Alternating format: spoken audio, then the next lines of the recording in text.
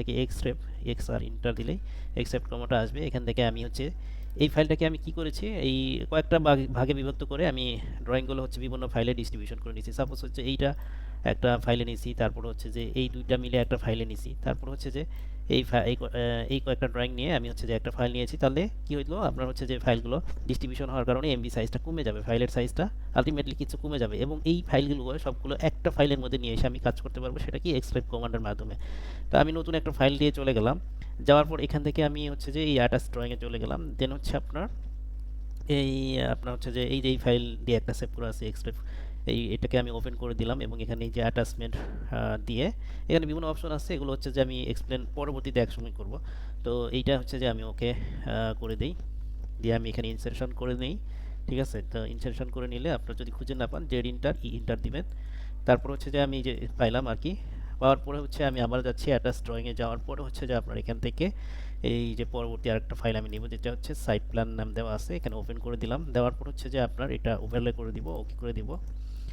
তারপর হচ্ছে যে আপনার এইটা এই পাশেই থাকবে আর কি, যেহেতু পাশে ছিল আর কি মেইন ফাইলে। দেখেন এই যে মেইন ফাইলটা এখানে পাশে ছিল।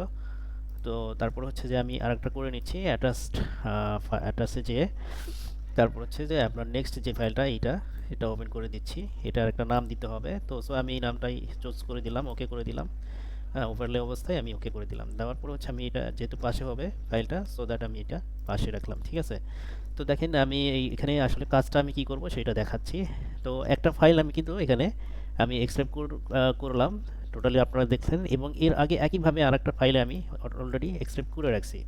তো দেখেন আমি কেন করে রাখছি, এরকমভাবে অনেকগুলো একই ফাইল বিভিন্নভাবে মানে নতুন একটা ফাইলে এক্সট্রাক্ট করা যায়। ঠিক আছে, তো আমি এখানে একটা মানে ফার্স্ট করে রাখছি, আমি এখান থেকে চেঞ্জ করব, এখানে অটোমেটিক চেঞ্জ হয়ে যাবে। ঠিক আছে, তো এখানে আমি চেঞ্জটা এই যে দেখেন, আমি এই ফাইলটার উপরে আমি ডবল ক্লিক করে দেই। ডবল ক্লিক করে দিলে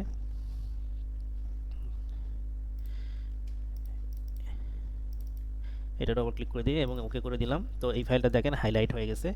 আর এগুলো হচ্ছে যে অস্পষ্ট হয়ে গেছে, বা হচ্ছে আপনার কি বলে এটাকে, আহ, অস্পষ্ট হয়ে অবস্থায় থাকবে, এবং এটা হাইলাইট থাকবে যখন আপনি কাজ করবেন। তো আমি এখন এটাতে আমি কাজ করতে পারবো। তো দেখেন এটা রেড কালার আছে না, আমি এই কালারটা একটু চেঞ্জ করি, এবং আর হচ্ছে যে আর কিছু চেঞ্জ করি, যেমন হলো, আচ্ছা এইটাই চেঞ্জ করি, এটাকে হচ্ছে যে আপনার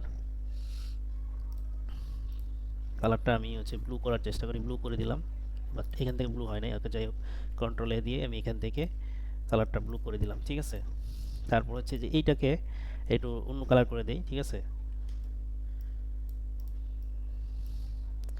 এটা কি হচ্ছে যে আপনার ধরেন হচ্ছে যে এই এই কালার ম্যাজেন্টা কালারটা করে দিলাম। ঠিক আছে, তো তারপরে হচ্ছে যে আমি এখান থেকে সেভ চেঞ্জ করে দিই। ওকে, তারপরে আমি এটাতে আসি।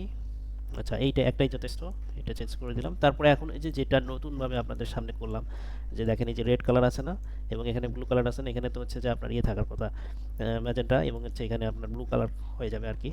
তো আমি এটার ভিতরে ডবল ক্লিক করে আমি ঢুকে গেলাম, ওকে করে দিলাম, ওকে করে দিব।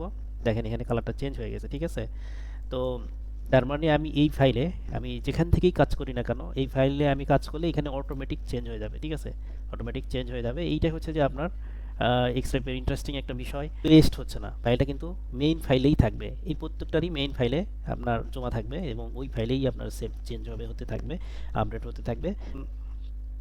টিম ওয়ার্কে কাজ করব, ধরেন একটা স্ট্রাকচারাল ডিজাইন, একটা আর্কিটেকচারাল ডিজাইন, একটা প্ল্যাম্বিং, একটা হচ্ছে ইলেকট্রিক্যাল, তো একই ফাইলের মধ্যে আছে একটা প্রজেক্টের সবগুলো, ওই ড্রয়িংগুলো একটা প্রজেক্টের একই ফাইলেই আছে। তো ওই ফাইলটা আমি সবগুলো হচ্ছে এক্সট্রাক্ট করে রাখবো, এবং হচ্ছে স্ট্রাকচারাল ইঞ্জিনিয়ার স্ট্রাকচারের কাজ করবে, আর্কিটেকচার